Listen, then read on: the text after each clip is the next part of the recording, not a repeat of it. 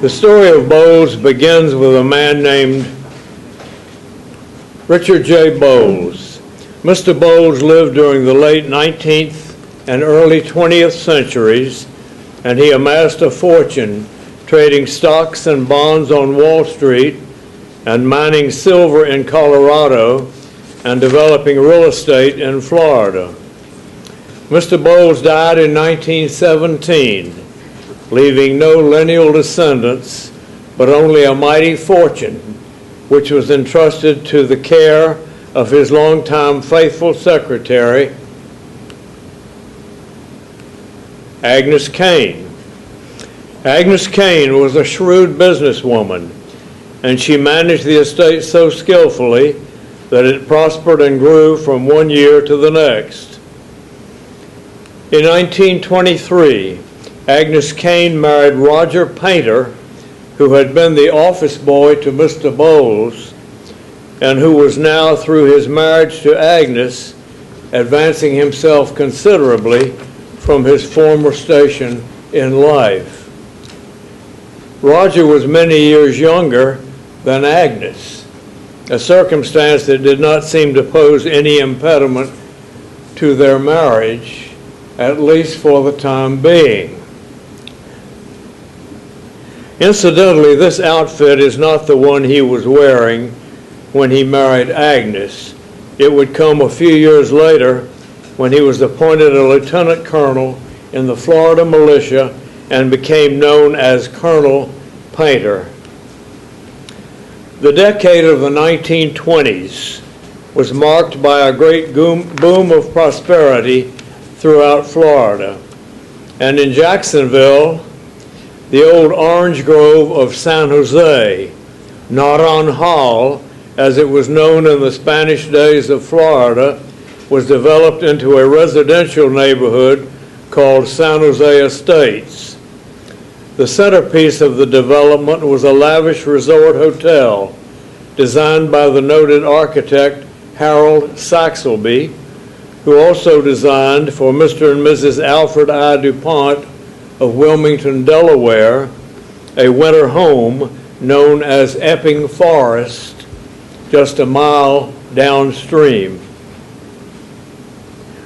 On January 1st, 1926, the San Jose Hotel opened and was acclaimed a masterpiece of Spanish architecture. Inside the main lobby, the scene was dominated by tile floors, pecky cypress ceilings, and elegant furnishings. On the north side of the courtyard, the Gentleman's Lounge became a gathering place for the gentlemen after dinner, where they could smoke their cigars and sip their brandy. A comparable room across the courtyard was provided for the ladies. Eventually, the great Florida boom fizzled into the Florida bust. And less than 3 years after its grand opening, the magnificent hotel was closing its doors. The financing for the project had been provided by none other than Agnes Kane Painter, who held a first mortgage on all the land and the buildings and the furnishings, and when the hotel failed in 1928, she had to foreclose on her mortgage and to take possession of the property. And she lost no time in finding a tenant. The Florida Military Academy, a boys' prep school across the river in Green Cove Springs, was lured into relocating the school to San Jose and paying rent to Mrs. Painter. The palatial hotel was quickly converted into a school campus. The Gentleman's Lounge became the library. The elegant dining room became the mess hall. Agnes and Roger Painter became so caught up in the excitement that they moved their residence from downtown Jacksonville out to the campus and continued making improvements. They converted the garage of the hotel into a gymnasium by raising the roof. They built a swimming pool. They took the building that the hotel had used as a housing facility for its employees and turned it into classrooms. Then along came the Great Depression of the 1930s, and by the summer of 1932, the Florida Military Academy was no longer able to pay its rent, forcing Agnes to evict them from the property. And so they loaded up everything they had, students, teachers, everything, and moved down to St. Petersburg into another abandoned hotel. Meanwhile, Roger and Agnes Painter had become so fascinated with the education of boys that they decided to open a school of their own, naming it Bolles in honor of the dear gentleman whose wealth had made it possible. The new school opened on January 5th, 1933, with 14 boys. Sidney Register of Savannah, Georgia, was now a senior at the Florida Military Academy in St. Petersburg. And with many happy memories of his days in San Jose, he hitchhiked his way back to Jacksonville and enrolled in the new Bolles School as it opened in January. In June of 1933, at a simple ceremony in the dining hall, he stepped forward to receive his diploma from Colonel Painter and thus became the lone first graduate of Bolles. Meanwhile, not to be outdone by the boys, welcome the girls of Glen School, founded 1 year later, 1934, on the bonny banks of the Arlington River. 4 Jacksonville families, the Atwoods, the Gibbs, the McCrorys, and the Osbornes, had decided to open a school for girls at Glen, the estate of their friend Madeline Downing Knight, who was spending several years away from Jacksonville. Miss Olga Pratt was engaged to move down from New York with her colleague, Miss Lula Miller, and to open Glen School in September 1934. If Bolles had opened with 14 boys, Glen opened with 24 girls. In the days of William Shakespeare, the plays were performed in the Globe Theater with all male casts.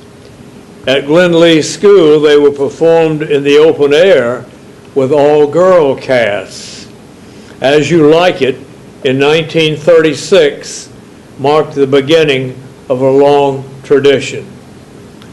The first graduation was held in 1937, and of the 6 graduating seniors, 4 were daughters of the founding families. This was the first and last graduation at Glen, for Mrs. Knight was returning home, and a new campus would have to be discovered for the school. The founding families came upon a choice piece of land on Little Pottsburg Creek and proceeded with the construction of the necessary facilities. The school was renamed Bartram in honor of father and son John and William Bartram, English botanists and explorers of the 18th century, who came to Florida under the flag of King George III. The move from Glen to the new Bartram campus was completed in the spring of 1938 in time for the next graduation, and much of the moving was done in canoes. Meanwhile, back at San Jose, Colonel Painter's little school was moving right along. With a war going on in Europe, more and more parents were opting to send their sons to military schools. Jonathan Yerkes graduated from Bolles in 1935 and went on to become the first boy from Jacksonville to be killed in World War II. The Yerkes family honored his memory by giving Bolles its first infirmary. Chester Skinner, class valedictorian of 1940, went on to become a Bolles legend as one of its leading benefactors of all time and most ardent supporters. The military presence at Bolles was the dominant theme of the school, both on campus and off. By 1946, the war was over. Larry Hersig, president of the senior class, accepted the Alumni Sabre Award as Outstanding Cadet Officer, but declined his appointment to West Point, opting instead for the Wharton School of Finance. After graduation, the traditional tossing of the caps around the flagpole celebrated the glorious, victorious year, 1946. Just a few weeks later, a serious crisis jolted the school community. Agnes and Roger Painter were terminating their marriage after 23 years together. The circumstance presented a major problem for Bolles. Colonel Painter was the head of the school, Mrs. Painter was the owner of the school, and their relationship was coming to an end. Something had to be done. Clifford Schultz, a wealthy businessman and father of recent 46 graduate Fred Schultz, came to the rescue. He put together a plan to buy out Mrs. Painter and to turn the ownership of Bolles over to a board of trustees. Major DeWitt Hooker, a former member of the faculty, was engaged to come back and run the school as military superintendent. In 1949, Mr. Schultz gave a new academic building, Schultz Hall, named in his honor. Over on the Bartram campus, Miss Pratt was operating a successful school for girls, sending her graduates on to prestigious colleges. The class of 1950 opened a bright new decade for Bartram, and in due time the class of 1955 came along to make its mighty impact upon the flourishing school. Rufus McClure came to Bolles in 1951 as an English teacher, and he would go on to occupy the longest teaching tenure in Bolles history, 49 years. In that same year, a perky little lad enrolled in the 8th grade, destined to become a leading figure in the future of the school. Harry de Montmollin received his diploma in 1956, and it is proudly treasured within the Bolles archive. In the year 1960, little Joe Kittinger of the Bolles class of 1946 became the first man in space. Attired in a pressurized suit and strapped into an open gondola dangling from a gigantic hot air balloon, he rose to an altitude of 102,000 feet, almost 20 miles. And uttering a prayer to the Lord, he made his historic leap into space. He free fell 90,000 feet. Then his parachute opened at 12,000 feet, and he floated safely down to the New Mexico desert, where a cheering crowd welcomed him back to the planet Earth. This actual photograph at the moment of his jump appeared on the cover of Life magazine a few days later. The official name of Joe's mission was Excelsior. He had learned the Latin at Bowes. The decade of the 1960s was marked by some important decisions and some handsome new facilities as well. The first one appeared in 1961, and several years later it was named Ulmer Hall in honor of Herman Ulmer Jr., who served as chairman of the Board of Trustees for 8 years, 1960 to 1968, and guided the school through some challenging times. Major Hooker was preparing to retire in 1961. Bowles was still a military school, and the prevalent trend was now turning away from military schools. In 1961, the board made a decision to give up the military programs at the end of school year 1961-62. The decision was highly controversial among the more nostalgic alumni, but it was the right move at the right time, as history would prove. In 1964, Dr. Carl Reed came to Bowles as headmaster and outlined 4 new facilities that would be essential for the future of the school: a swimming pool, a library, a gymnasium, and an auditorium. And he launched the Bowles Forward Fund to provide the necessary capital. In 1966, the Lebrano family gave the Lebrano Pool. In 1967, Trustee Carl Swisher gave the Swisher Library. Mr. Swisher, standing in the center, looks on as Herman Ulmer Jr., the chairman of the board, and David Aukter, the builder, signed the contract. Meanwhile, the gentleman's lounge of the hotel, which had served as the library of the school from day one, became the Varn Boardroom through the kindness of the Varn brothers, George, class of 38, and Lester, class of 42. In 1968, Trustee J.E. Davis, founder of Winn-Dixie Stores, and Flo Davis, founder of the Bowles Mothers Association, gave the Davis Gymnasium a state-of-the-art facility.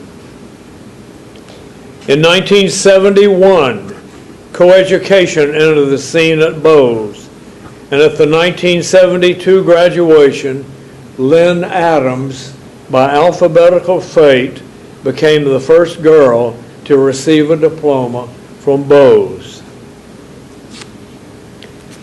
In 1975, the family of Clifford McGee honored their late father by giving the McGee Auditorium.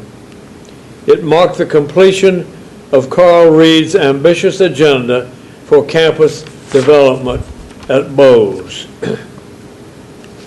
By 1975, the girls of Bartram School were topping off their graduation outfits with big white hats. The spirit was still there in spite of 2 recent setbacks. First, the death of Miss Olga Pratt, the founding head of the school, in the summer of 1970, and second, the coeducation venture at Bowles inevitably drawing girls away from Bartram's enrollment. By 1976, America was celebrating its grand bicentennial, and Carl Reed was celebrating his upcoming retirement. In just 12 years, he had reached all of his lofty goals for Bowles, and not only that, he had groomed his able successor as head of the school, Harry de Montmollin, Bowles class of 1956. Bowles was moving ahead at a vigorous pace. In 1981, Jane de Montmollin, Harry's talented wife, opened the first kindergarten at Bowles in a converted faculty cottage. The next year, those 40 students moved to the next cottage, and 40 more came into kindergarten. Thus, year by year, the lower school was created from the bottom up, and soon Fred Scott would arrive on the scene to direct and enlarge the elementary programs at Bolles. In 1983, Independent Life Insurance Company gave the music building the first phase of an elegant complex for the fine and performing arts destined to emerge in the course of time. The decade of the 1980s launched the golden age of Bolles athletics, winning championships at district, regional, state levels, and sending star swimmers into the World Olympics. Splendid facilities, contributed by generous benefactors, and a mighty team of dedicated coaches were making it happen in a big way for Bolles. As the Bartram graduation of 1990 approached, the prospects for Bartram School were diminishing, and in 1991, Bartram approached Bolles to propose a merger of the two schools. The resulting agreement gave Bolles an ideal campus for its middle school and the facilities for a girls' boarding program as well. The only drawback, Bolles had no gymnasium. Then behold, one sunny day, someone looked to the south, and there stood a beautiful red brick gym on the grounds of the Baptist Children's Home, our next-door neighbor. A lease was promptly drawn to the mutual advantage of both parties, and with the help of some dedicated Bartram alumni,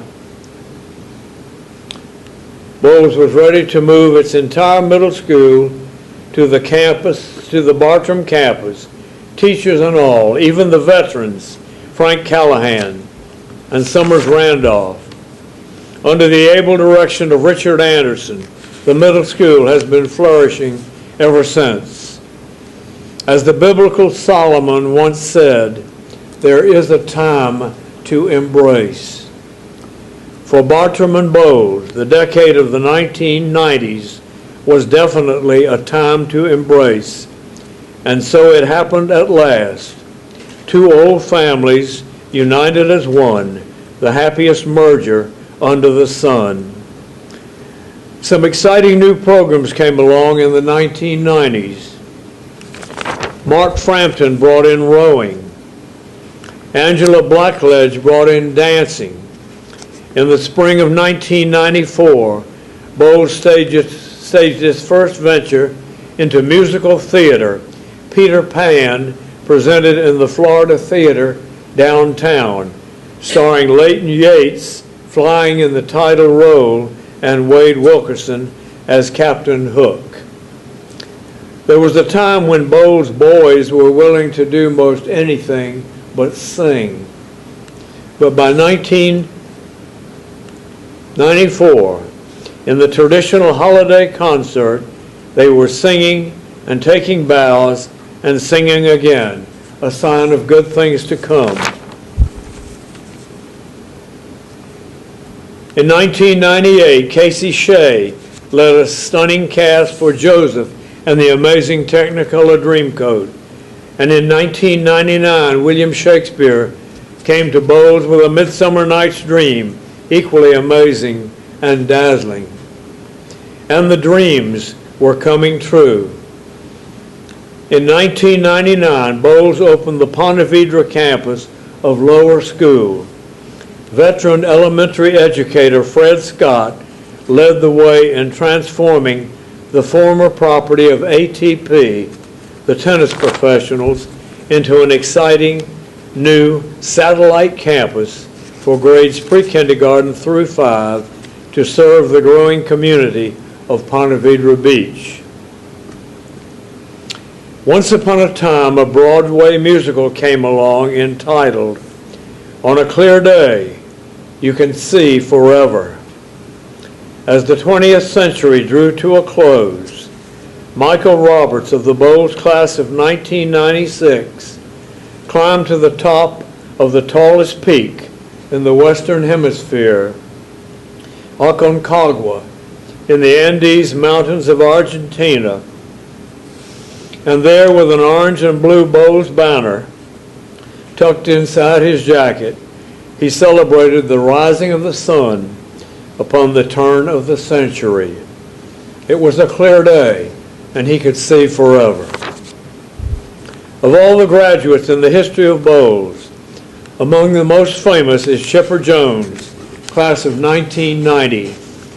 He came as a boarding student from Pearson, Florida, and he went directly from Bowles into professional baseball, where he has been scoring for the Atlanta Braves ever since.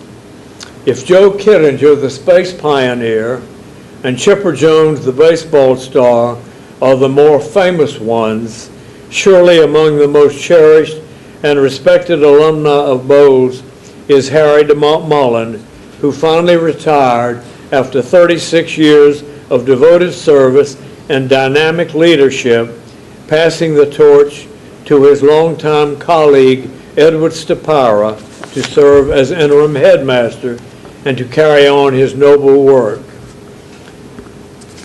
Not only was the student retiring, but his teacher as well, Rufus McClure, after 49 years of service.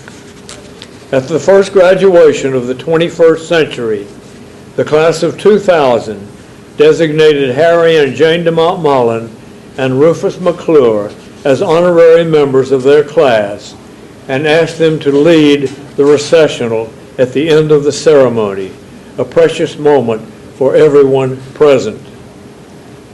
Then came the glorious year 2001, marked by two highly significant events in the history of Bowles. First was the launching of a major capital campaign entitled Wings to Soar. It began with a gala gathering on the San Jose campus featuring Malcolm Jones Jr., class of 1971, as chairman of the Board of Trustees, and former First Lady Barbara Bush, a Bowles grandparent, as the keynote speaker. Appearing as honorary co-chairs of Wings to Soar was a notable pair of alumni, Chester Skinner, Bowles class of 1940, and Helen Murkison Lane, Bartram class of 1942. And it was a clear day. The second major event of the year came in the appointment of Dr. John Traynor as president and head of the school, a new guiding force for the 21st century. Then there was William Shakespeare, who kept coming back. In the early days, it was As You Like It in the open air at Glen, 1936. And 65 years later, it was As You Like It in the Lynch Theater at Bowles, 2001. The history of Bowles continues to be written from one year to the next. After the turn of the century, the lease on the Bartram Gymnasium finally expired, and the property reverted to its owner, the Baptist Children's Home, our good neighbor to the south. But it was already being replaced in 2003 by the new Conroy Athletic Center on the north side of the Bartram campus, an elegant memorial to Helen Conroy Campbell, a Bartram graduate of 1968 who died of cancer as a young wife and mother in the prime of life. A grand celebration in September marked the opening event. Meanwhile, the lower school programs on the original Whitehurst campus at San Jose and on the newly developing campus at Ponte Vedra Beach have continued to flourish, feeding smoothly into the middle school at Bartram. In the spring of 2004, the fifth grade students took us back to the 18th century for the writing of an American Constitution. In the summer of 2004, 17 Bowles swimmers from various countries around the world competed in the Summer Olympics in Athens, Greece. and one of them brought home a bronze medal. Back at Bolles, the drama department responded with a double offering of Greek plays. Antigone in the fall and Orestes in the spring. In the fall of 2004, Bolles won its 7th state championship in football with a third-generation Riley Skinner, Chester's grandson, at quarterback. And Corky Rogers became the winningest high school football coach in the history of Florida football. The Super Bowl came to Jacksonville in 2005, and Bolles hosted 2 of the major events of the weekend. At the Ponte Vedra campus, the grounds were covered with white tents for the traditional Taste of NFL, a gourmet dining experience for key supporters. And the San Jose campus packed a mighty crowd into Skinner Barco Stadium on Saturday afternoon for the NFL Global Junior Championship. Here you see the Japanese team warming up in the early morning. On a Sunday afternoon in April, the Bolles Chorus appeared on the stage of Carnegie Hall in concert with other choral groups from around the country in a stirring performance of Mozart's Coronation Mass. And back at Bolles a few days later, the courtyard of Ulmer Hall was transformed into a Greek amphitheater for a dazzling production of Orestes, one of the classic dramas of ancient Greece. From the stage of Carnegie Hall to the courtyard of Ulmer Hall, it was a memorable week in the Bolles Performing Arts. And a few days later, the Bolles family, students, teachers, parents, bonded together in the spirited Relay for Life, supporting the fight against cancer and continuing a long tradition of community service. It is all about caring and sharing, and that is the name of the game. In November 2005, Bolles presented a classic production of The Wizard of Oz. Almost 100 students from all 4 campuses participated on stage, packing the McGee Auditorium 5 evenings in a row, a colossal success in the performing arts at Bolles. And moving into the new year, 2006, some 800 friends from all over Jacksonville observed the 80th anniversary of the opening of the San Jose Hotel in January 1926, the age of the Roaring Twenties and the 25-cent haircut. It was a memorable evening of celebration, featuring a dramatic restoration of the hotel lobby and a giant gourmet cake, molded, baked, and iced in the image of the old hotel.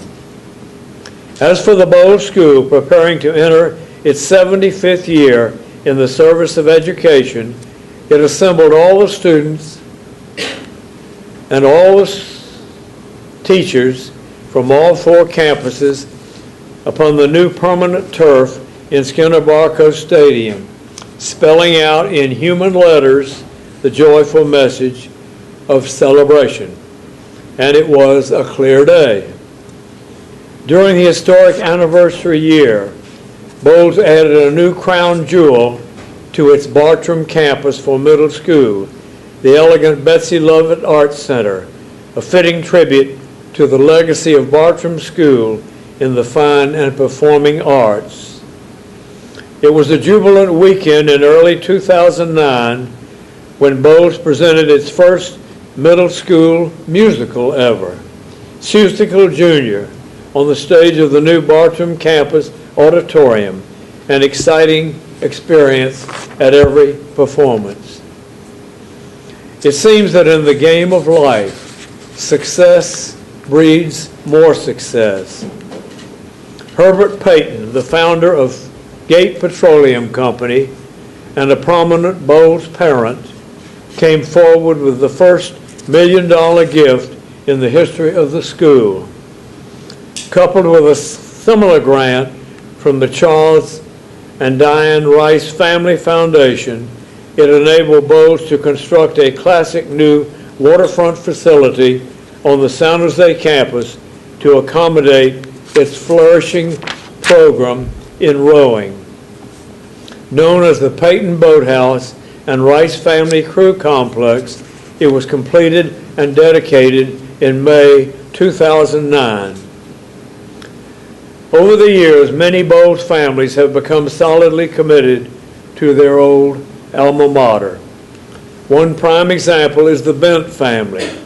Jimmy Bent graduated in 1953 as valedictorian of his class and later served as chairman of the Board of Trustees in the early 1980s.